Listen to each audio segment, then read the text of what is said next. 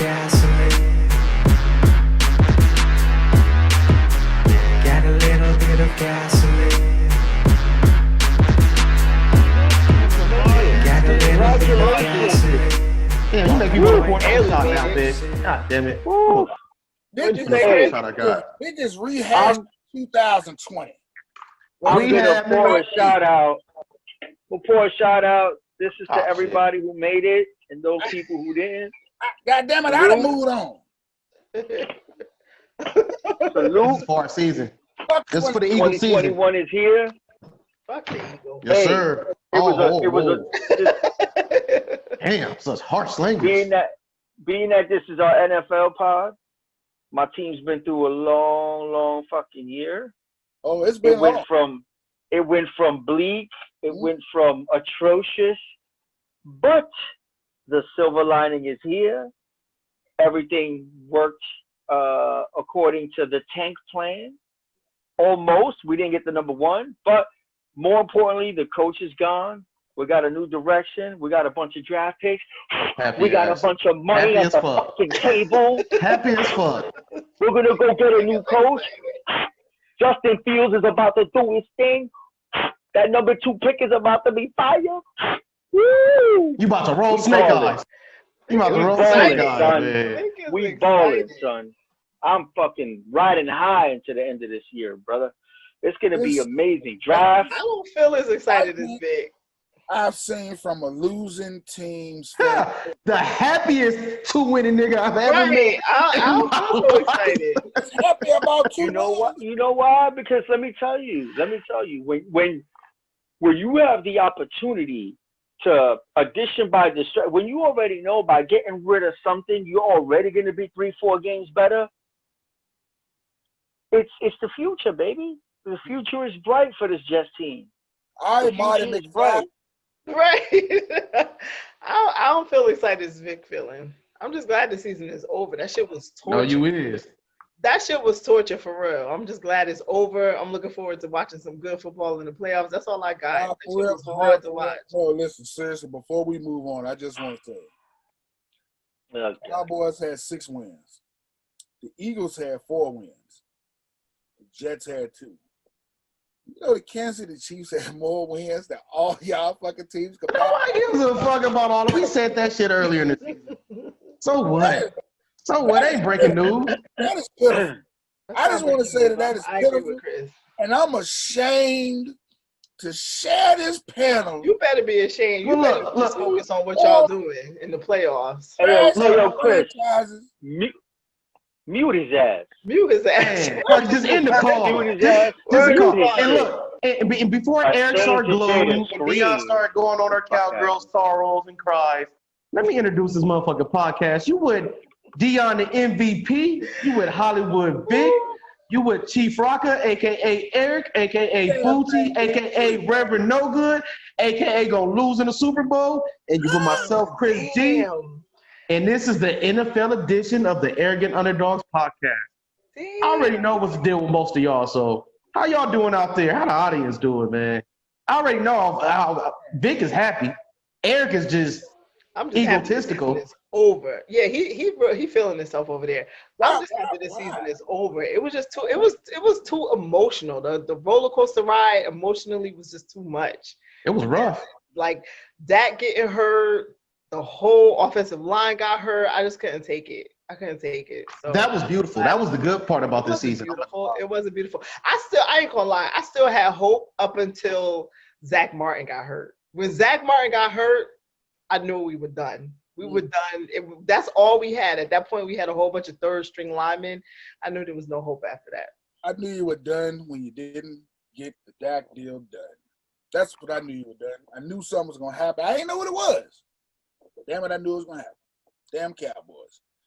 And I just want to tell you guys I appreciate you so much for all the Kansas City and my home support you guys here tonight on the podcast. Chris, with the beautiful Kansas City Cup in your screen, people, you see that Dion has on red. You know what? I'm taking my shot.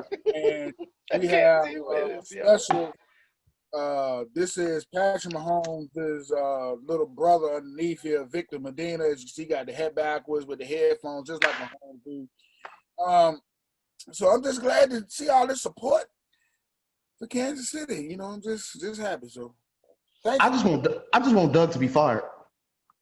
That's all I want. That's all I give a fuck about. You I want gotta Doug to tell be us, fired. how did you feel when he took Hurts out? Like, So I'm you trying gotta to tell us, what were you let thinking? me see. Let me try to show y'all something. If y'all see this little shit right here, this was my favorite chair. That was my favorite chair. I literally fell back and broke that chair when that shit happened. When he took him off the game. When he took Jalen off the game.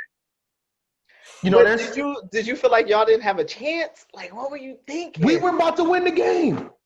We were going to win the game. He was trying not to win that game. We seen it obvious when he didn't kick that field goal right there, like on the 20. When he didn't kick that field goal, he made it quite clear. But to do it like that, like, look, you know what? We had a fucked up season. This player fucked up. You know, y'all had a bad season, so it was blatant. So it was. Yeah, it was. but It was. nah. You can't walk away that fast. Let me finish. Let me finish, Dion. I was just saying it was going to balance out for me. Eagles had a horrible season. You guys had a horrible season. It was going to balance out for me. But that shit tipped the tipping scale. It was already an end to a horrible season. It was the most worst way to end a horrible season. That season and that ending defined 2020 for me. The whole year. That was the most piece of shit, bullshit shit I've ever seen in my fucking life. Well, just to make sure we're clear, that happened in 2021. I don't give a fuck when it happened. I know, that's a fucking rival. You don't take that direct against a rival like that. First of all, I don't even want to take it against a rival. But we wasn't doing this shit for the number one pick. If we did it for the number one, number two pick, you know what? Whatever. I'll live with it. For the number 6 and you can't even fucking draft anyway? I don't believe Fuck you out take here. it. But listen, if you're a 6 player to on 9 the is Eagles, big. 6 to 9 is big. How do you 6 to 9 come is big. back and play for that coach the next year though? You can't. And that's what I'm 'Cause telling you get everybody. paid to. That's Oh, why. no. 'Cause you get He got paid to coach. Well, of He course got you're paid gonna to win play. games. You're Contract. gonna play, but are you gonna play? Like, do you respect him? Of course you're gonna play because you get paid to do it, and that's what you love. That's the game that you love. But are you looking at the coach the same way? You know, I think it depends on the locker room. It depends on the leadership. Because if you got a good locker room, good dudes you care about, you play for them. When you get on the field, they're not thinking about coach. They're playing for each other. They're a unit. So if you got a good culture, a good group of leaders, if you got Cox and a couple of other dudes, and they're like, yo, we're gonna let these dudes beat us, you could still, go out there and try to win games if they got some pride. But now Carson Wentz is saying he won out. Where do you think he's going to go? Carson Wentz is out. That's different. Carson Wentz is out. Yeah, he's changing his tune. He's starting to say he's willing to work it out, but I mean, it's nothing to work out. Yeah. For me, that's because his agent pulled him to the side and be like, "You're don't shit on your own value," because his trade value, if he keeps making it messy, he can make it harder to get rid of him. I thought it was brilliant, the move on Doug Peterson's part. I also thought that he is the ultimate team player, because here's what we fail to realize. Doug Peterson is on the hot seat. Now, the difference in that game was the 6th and the 9th spot in the draft. Big difference. Doug chose to do what was best for the franchise instead of doing what was best for him and the players that he have on the team at the moment. So I He agree and disagree, and I'm going to tell you why. Look, let's say for instance the Eagles pick number 6 next year and they pick a stud, right? They won't. We won't. Let's say hold on. We don't do that. That's not what we do. Hold up, Chris. Let's say they pick a stud. If they pick a stud and they still win 3 or 4 games next year, Doug loses his job. But the stud still stays. He chose the franchise over his own well-being. I thought it was brilliant. I thought it showed a sign of loyalty on Doug's behalf. I'm willing to bet that Doug. That's bullshit. I'm not Eric. Nope. Doug got a phone call and Eric, you're being a hypocrite. You're being a hypocrite. How do you start off on that? You winning the game don't help us at all. Eric. Okay, so you called him the best player on the team. You called him the best player on the team, and then you said that he was trying to save his job. The next sentence. Then you said he made the best play for the team. He made the best play to save his job because his job is on the hot seat. He was trying to save his job. That was a disgrace. He's gonna pick a punter at number 6 by losing. He's gonna choose a 5-2 receiver at number 6. We don't have a history of drafting great. I think. Hold on. I think Doug did the right thing for the organization. He did the right thing for the company, but he was clumsy because his dumb ass made it obvious and it was blatant, and he didn't have to do that. You go into the game, you should know what you want to do. You should communicate to your leaders. Look, we don't want to get anybody hurt. We're riding off into the sunset. We like you're supposed to let everybody know what it is, so they're like, oh, okay, I see what it is. You're supposed to put Sudfeld in at halftime and not pull him because dude's about to score. So it's genius if you pull it off and don't make it look obvious. It's clumsy if you pull it off and make it look obvious and bring all this heat on your organization. So he really ain't no genius. He's no genius. I don't think so. He did that shit clumsily. And I think it's borderline foolish to think that you can get a much better draft pick at 6 than you can get at 9. And the reason I think that is because you have no idea who the other 5 teams are going to pick. That's one.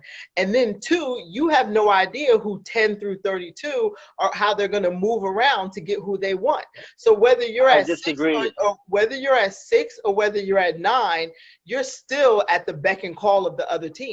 It doesn't matter. And I think it's a gamble to take the morale of your team and start benching people and not having them play. I don't know whose decision it was, but if I'm a player, number 1, I'm playing for my pride, and number 2, I don't know what kind of incentives or what they have in the contract. You don't get to dictate what I get to do with my money just because you feel like you might have a chance at getting a player that you don't even know that you have a chance on getting, because 7 can jump up to 5 and get the very person that you want. But you do have that ability. Jump up to 4. But you can't, unless you're willing to take your number 6 pick and jump up to 1, you can't control that, because 7 can jump right ahead that he can control it. He proved this Sunday that he can't control it. Well, he can control the game. I'm talking about you can't control who you draft because you don't know who the other 31 teams are going to take. Yeah, but hold on.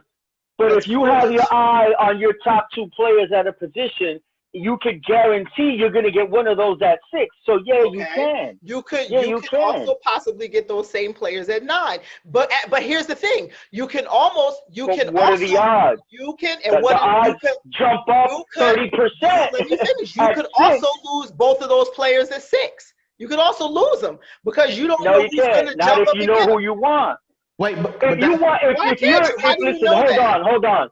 If you're Philly and you want one of the 2 best receivers in this draft, and you've got Chase and you've got the kid from Alabama, you're getting one at 6, guaranteed. That's a guarantee. Want that player, so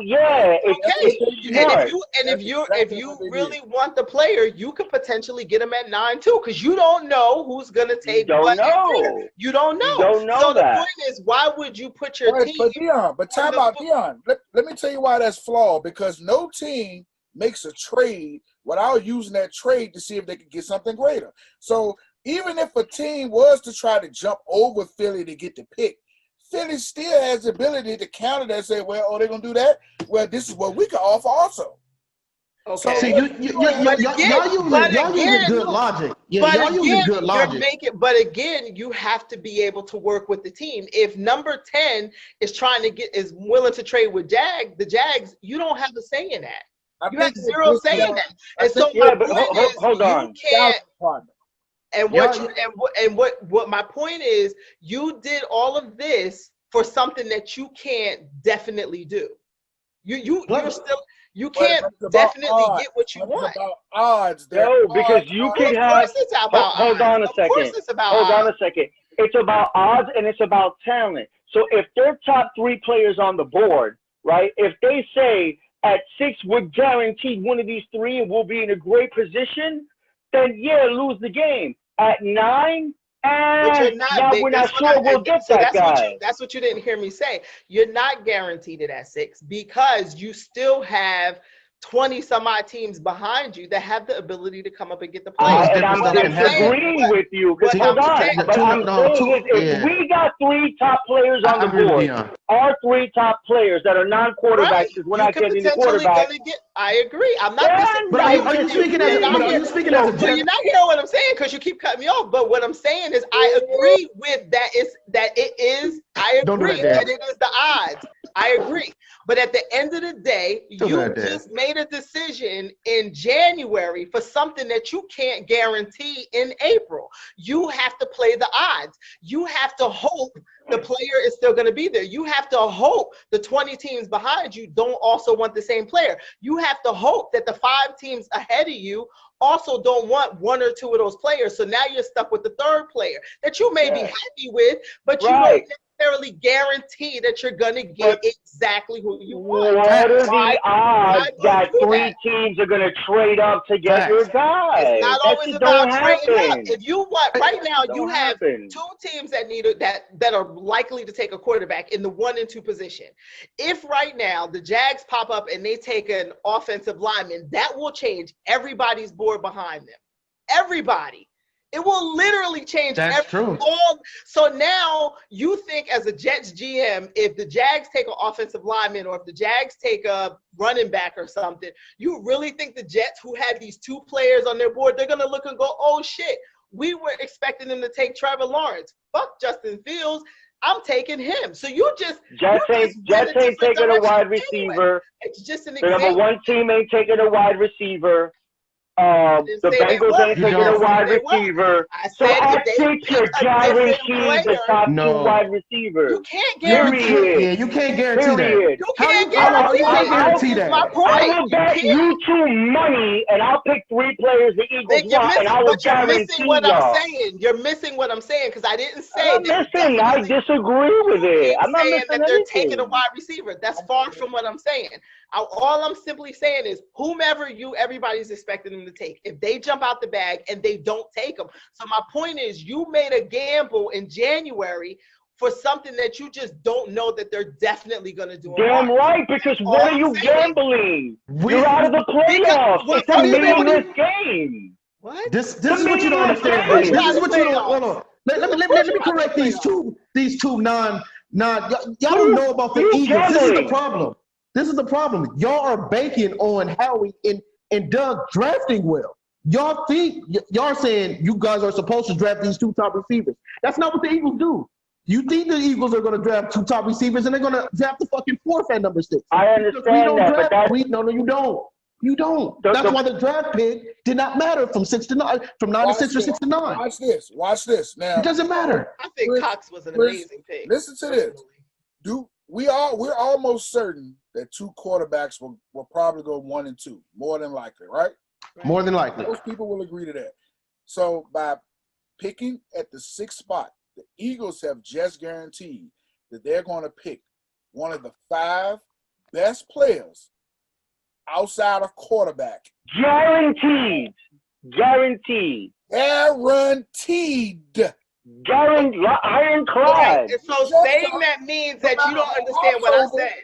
So that comment means that you didn't understand what I said, though, because that's not what I'm saying. I'm not disputing that, though. Eagles are guaranteed to get a stud or an alleged stud. Okay. That's a whole nother factor. Right. At 9, it could thin out a little bit.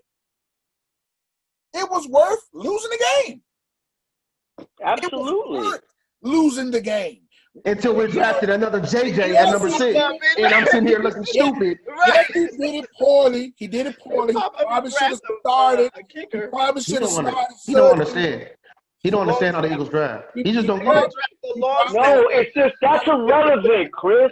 Because listen, being a disgruntled fan and expecting a fuck up, that's cool. But the point still is that it was way wiser to lose a meaningless game and have guaranteed one of the top 5 position players in the entire fucking draft. Period. We have the number 6 pick. We don't even get top 5. We have the number 6 pick. You pick below it. Blowing it is one thing, but putting yourself in the position to get one of the top 3 skilled position players in the draft, or top 4, whatever, because 2 quarterbacks go. The O-lineman's gone. So that's 3. Penei Sewell is going. 2 quarterbacks are going. Guaranteed top 3 position players. You're guaranteed. None of y'all had my last You're 2 not receivers guaranteed that at 9. getting drafted by the Eagles. Nobody did. My last 2 wide receivers, none of y'all had the Eagles drafting them. So y'all can keep expecting us to draft people. The Eagles are going to make terrible choices. Now you're missing the point. The point is, you're in the position, though. You're in the position, though. When was the last time you got 6, Chris? Even by dumb luck, you're still in the position to get someone at 6 that you wouldn't have been able to get at 9. When was the last time for losing a meaningless game? Who cares? That game is meaningless. You had to pick this high? Shit, the last one would have been, I think, Lane Johnson. I think exactly. It's been they're not going to ruin it. It's to pick that high. But more importantly, this wouldn't even be a conversation. Your coach is a dummy. And he put the block, he made the block hot by doing it the way he did. All he had to do is say, we seen enough of Jalen. It's been a crazy year. I'm resting my starters. I don't want no bullshit. I want to go into the next season. Start Sudfeld. You announce that early. Everyone knows what it is. They get their little emotions in the locker room, and you tell them, yo, my bad. I know you feel this way. It is. But I want to bring everybody home safe. The season's over with. That's it. Now there's no drama. You go, you do it, you lose, and you walk off.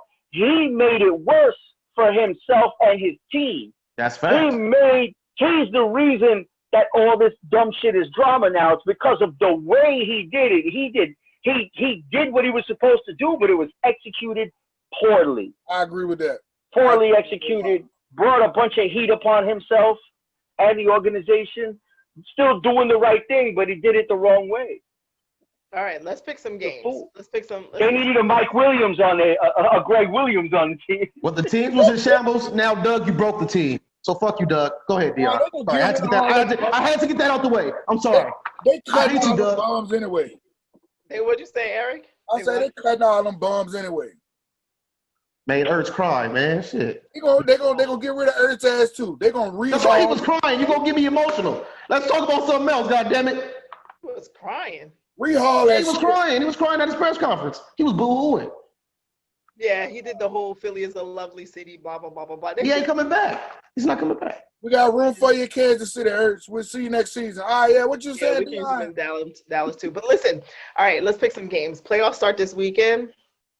And so we have 3 Saturday games, 3 Sunday games, which is nice because this is new, right? We normally have usually 4 games, right? Because 2 teams usually have a bye, so this is nice. All right, so let's pick some games here. Saturday game, we got the 1:00 game is Indy at Buffalo. Who y'all got?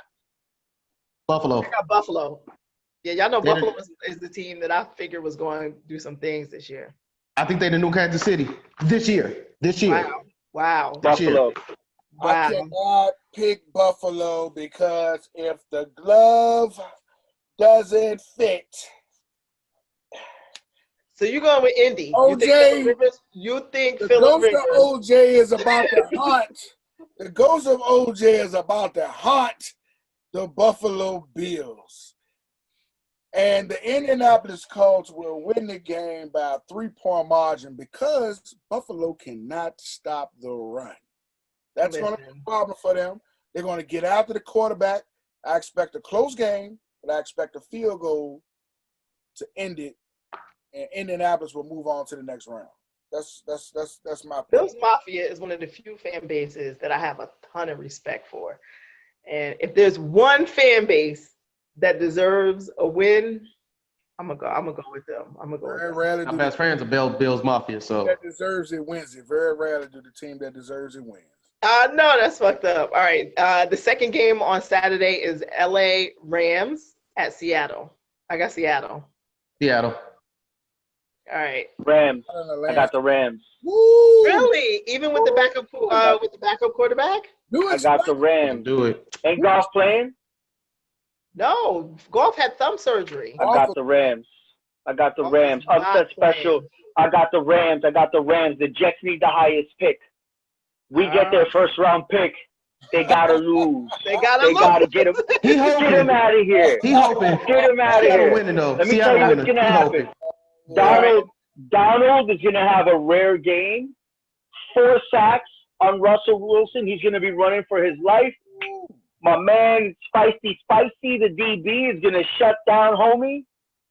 You already know Spicy. What's his name? What's Metcalf? Metcalf's gonna get shut down. They can't run the ball. I will tell you this, Vic may be on something because if I'm not mistaken, I think over the 2 games they played, I think Metcalf has like 2 or 3 catches. Ramsey owns him. Did they win? No, Ramsey owns him. You know what? I was watching that Rams game, and I still get annoyed at how Ramsey is good as fuck. I don't know that he gets the. I mean, I know people say he's good, but he is. No, he's real good. Yeah. He's very. I wanted him over Zeke. I didn't. You know my only problem with Ramsey, he plays down to competition. So when a star is in front of him, he fucking plays excellent. You think so? Every corner gets burned. But every corner gets burned. Let it be a bum in front of him. Let it be a bum in front of him, and he'll get burnt for fucking. Yeah, but it ain't like bums are lighting him up. Come on. Yeah, that happens. That happens. Yeah, he's the best. He's the number 1 cover corner in the NFL right now, in my opinion. Probably tackling too. Tackling cover too. We all have Seattle except for Vic. Or Eric, you going with LA too? Rams.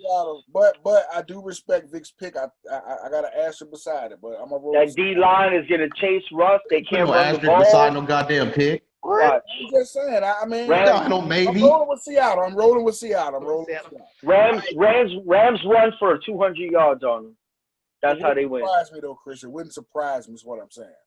I'm gonna write that down. Rams 200 yards on the ground. We got some bets to make after this because y'all talking 200 yards, 4 sacks.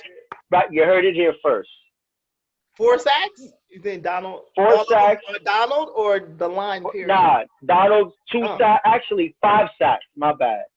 5 sacks. 5 sacks, 2 interceptions, and 200 yards on the ground. That's the recipe.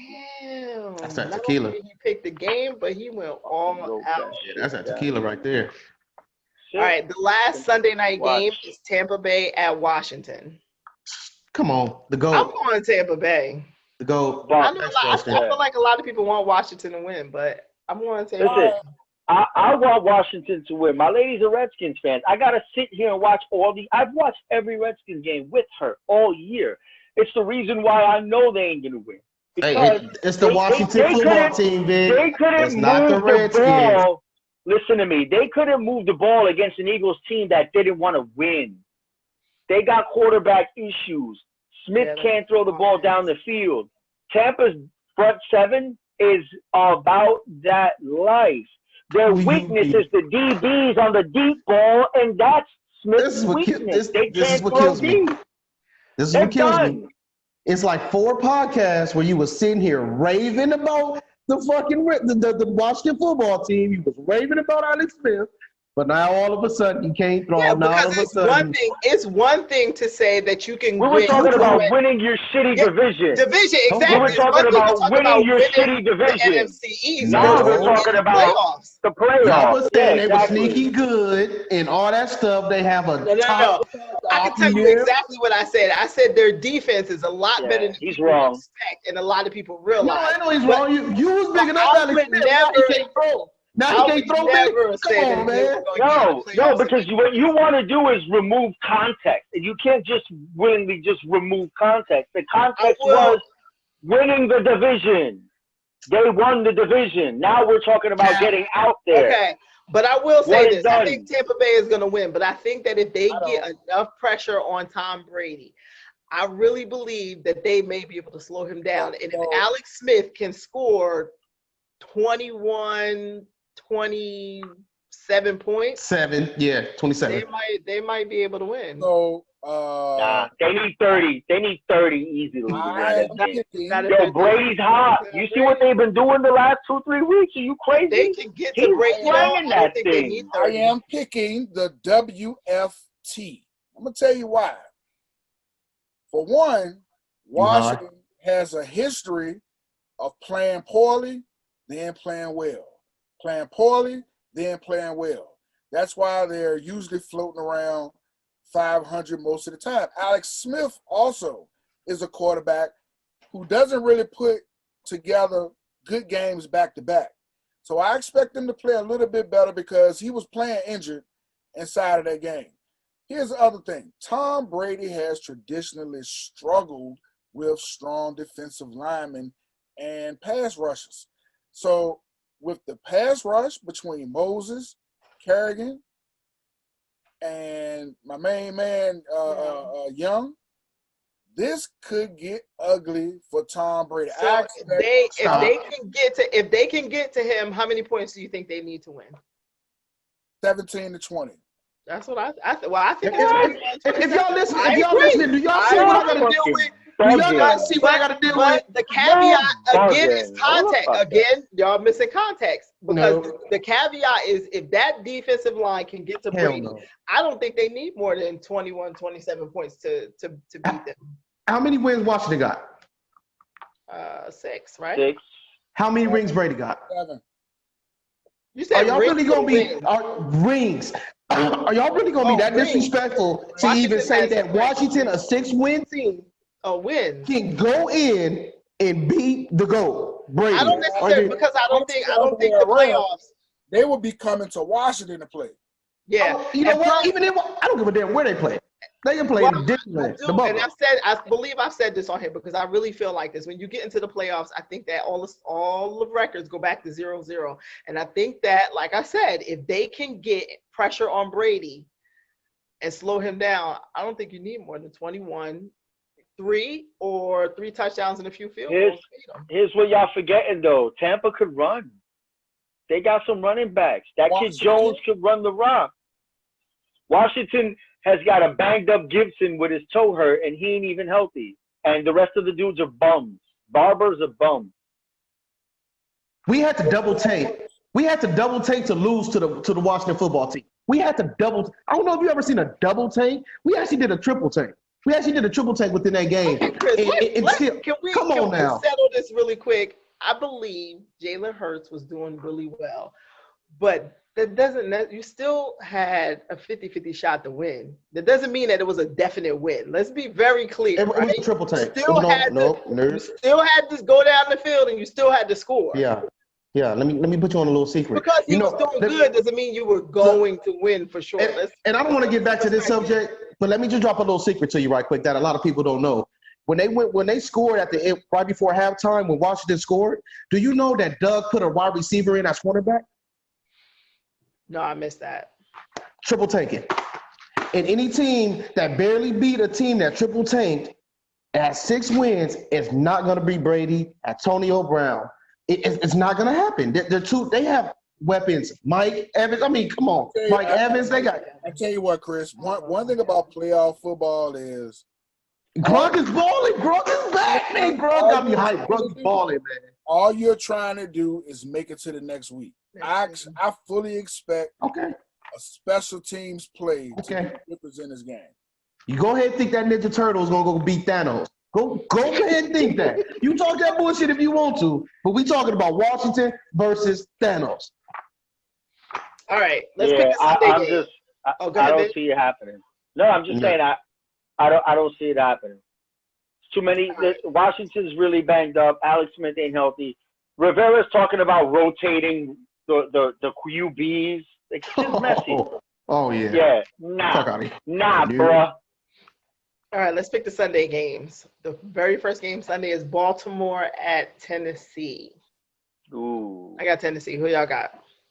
Taking the Titans. That's a coin flip for me. Baltimore has a hard time stopping the run, and that's the worst motherfucker to be playing when you can't stop it. I was going to say the Ravens because it's a coin flip, but I'm going to stick with my MVP because I've been saying Henry's the MVP this whole season, so I'm going to go with Henry. I'm going to go with the Titans. I'm going to go with Baltimore. I'm going to go with Lamar Jackson putting on a fucking clinic. 150 yards, 300 total yards, 150 on the ground. And you got to remember the Titans can't stop shit either. Their defense is terrible, and this young rookie by the name of Dobson is gonna Beast. announce himself to the league, Beast. and Beast. he will be the best running back of the day. He will be the best running back. He will put up the stats. He's gonna wild out. Y'all gonna see. Baltimore for the upset, goddamn. Dom is a beast, but Keeping you it are. local. We're keeping it local. I don't necessarily think that'll be an upset, but I respect. So for Baltimore to beat Tennessee? Yeah.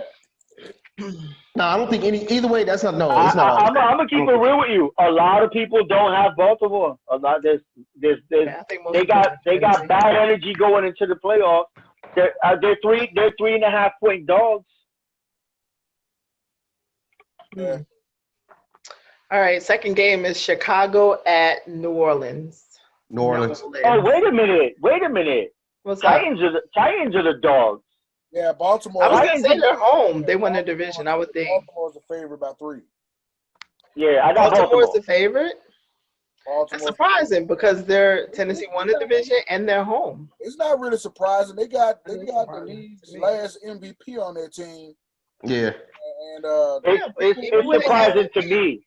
people Me have too, because It's Henry surprising to is me. running like crazy. people have high expectations of Lamar Jackson though. They think he is. Yep, and there are a lot of people who think Henry is this year's MVP. So I don't know, that surprises To me. be a 3.5 dog at home is disrespectful. But it's still early. Disrespectful. Yeah, That's all the it's coach just needs. Tuesday. That's what he's telling them dudes. Like, yo, they think they giving this team 3.5 points. When do they and put we out at the home? final line? Thursday? Saturday night. Saturday night? Saturday I night. feel like But that might 3.5 change when is the injury reports disrespectful. come It's out. gonna change. It's gonna change. I think so too, because I don't know, Yeah. that's surprising. It's gonna change. All right, Chicago at Saints. I'm going with the Saints. Who y'all got? Saints. Saints. This is gonna be a But it's going to be closer than people think. You think so? They're going to Why? give them a little scare. I think that Khalil Because- will have to have a all-time game for them to pull it off. I just feel that the Bears have nothing to lose. They weren't even supposed to be there. No one thought the Bears was going to make the playoffs. Yeah, they almost They did. turned their season around. They got hot. I I don't even like talking think- about the Bears. It seems so odd talking about. It's a weird, Like, they it's don't- a few it teams don't that matter. I But pay anyway, attention to. Saints. There's one of them. Saints Yeah, are all right, the so we all got the Saints. And then the last game, which most people would consider the marquee game, Cleveland at Pittsburgh. Who y'all got? You know, every time I talk about this game, I flip-flop. So yesterday I was for sure Pittsburgh. I'm like, Pittsburgh is winning this game. Today I'm like, man, it's the Browns. So I guess it depends on my mood. Today I have the Browns, and if I had to pick, I don't know. I think I'll go Steelers. I think I'm kind of like you, but I was on the other end of the spectrum. I was completely Cleveland at first because Pittsburgh has a tough time running the ball. So Cleveland has kind of gotten a really good head of steam with running the rock lately. But with the coach being out for the playoff game, Yep. It's COVID. I'm going to have to pick the Steelers because people underestimate, and even tonight we kind of hopped on a lot of stuff that the players can do, but when it comes down to playoff football, coaching means everything. It literally means everything. And I think that Mike Tomlin is a far greater coach than the coaches that are assembled in Cleveland. And without that head coach on the sideline, that shit gonna spell disaster. Damn, I didn't think of it being a disaster. I didn't think of it like that being a disaster. But the more you talk about it, the more I think about. You're probably right, because now you have to think about coaching styles. What that coach wants, that coach has to be prepared to make decisions. And if it's not something you're used to and you haven't done it all year, And look, just think from just Right. a football standpoint. If I was the head coach, now that I know that the offensive coordinator, who is the head coach, is not there, I'm presenting them with a new defensive look. Because as soon as they see it, they wouldn't initially know how to adjust. I fuck around and get a 2-touchdown lead before they figure out what's going on. But you have to believe at least somewhat that, I mean, these coaches day in and day out are working together. It's not like they're in a silo just in their office. They're working together. So as a head coach, you have an offensive coordinator and assistant head coach for a reason, right? Like they're there, they're learning all year long. That is true. That's what they're supposed to do. But when it comes down to decision making in crucial moments, the person who is accustomed to doing it, it's very natural for them to do it. But when it's really not your job to do it, it puts the fire into your ass. And all that preaching. I'm going with the Browns. God lead. I don't want to hear that coaching. I get it. God damn, I get it. I'm torn. I have the Steelers. I got the Steelers, and here's Browns. why.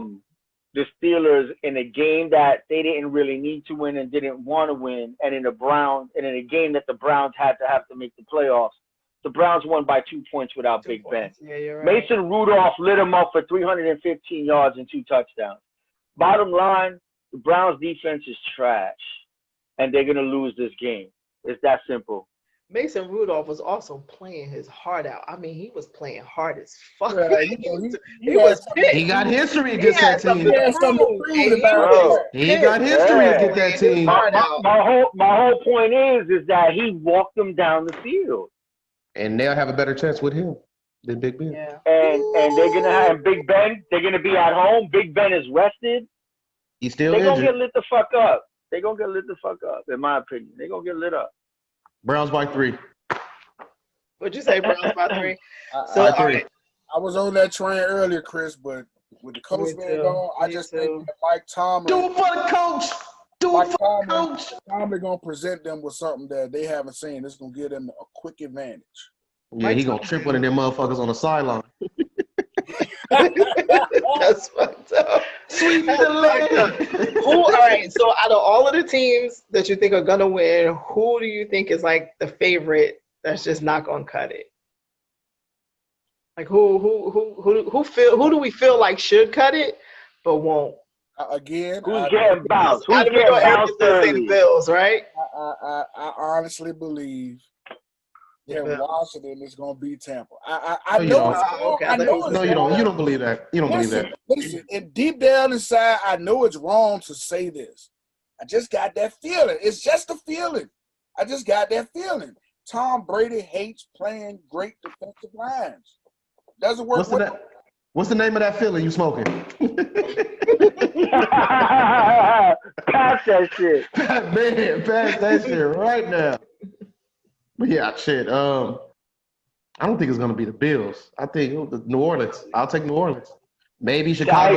I agree. Maybe Chicago. If any like top seed is gonna completely shit the bed and underachieve, actually, you know what? It's gonna be the Titans, man. The Titans are going home. But I don't think because they're going against the Ravens. That's kind of like the Ravens got a good defense. The Ravens got a good defense. I don't know if you can say they really, Ravens got a good defense. Wait, we're talking Super Bowl. We're not talking upset week 1, right? Oh, okay. Said, who out of the contenders who's not likely to make it or sniff the NFC AFC championship? I think on the NFC side it's the Saints. I see them very likely. And on the AFC side, I'm sorry to say, but it's the Bills. Yeah, Chiefs are going home early, and it's going to be a heartbreak. They're going to shock the world. Bills are winning the AFC. It's that simple, pimpin'. Oh, okay. Drop the mic then. Josh Allen. Josh motherfucking Allen is taking over. That's it. I don't know what's going on, but Eric got the beanie all the way to the back with the bald head showing and putting on the glove. With the blood in the mouth. With the Stubby in the mouth. OJ glove because he's trying to say. That's Reverend No Good right grab there. His beanie, but I'm telling you Reverend right No now, Good. the Bills are winning the AFC East. Drop the mic. And I guess that's all, folks. Guess that's all there is to say about it. You heard it here, folks. And you heard it here first. And on that note, the glove will fit. And we want y'all to tune in next week. We reveal all that has happened over the past weekend. Make sure y'all hit the like button, subscribe, share, comment. We let a comment back. Facts. Do all that shit. Until next time. Yeah. And I'm gonna save my good stuff for next week. Yeah. Rest in peace to the legend, the god Ecstasy from Houdini. Rest in peace. Yeah. Rest in peace. Rest in peace. Rest in peace. Y'all be easy. Who the fuck is Ecstasy?